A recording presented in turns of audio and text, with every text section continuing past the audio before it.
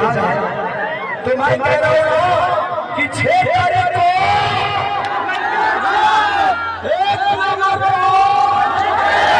एक इतना ऐतिहासिक चीज बनाई है इंडिया के लिए कि हम पूरी दुनिया में कहे जाकर कि हम राघोपुर के हैं और हमने मुख्यमंत्री दिया है।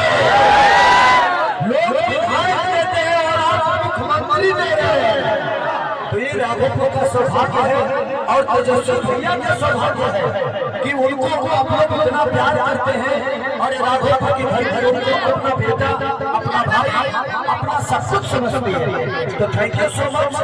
और मैं चाहता हूँ आप लोग इस बार फिर से इस बेहतरीन सरकार के साथ आइए और भ्रष्ट सरकार को हमको बिहार से हटाना है। तो थैंक यू सो मच।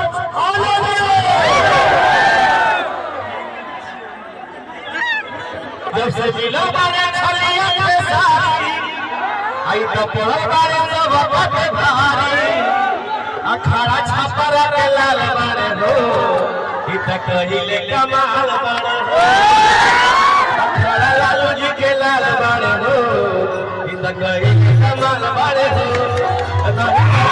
लाल बारे हो अखाड़ा लालू जी के लाल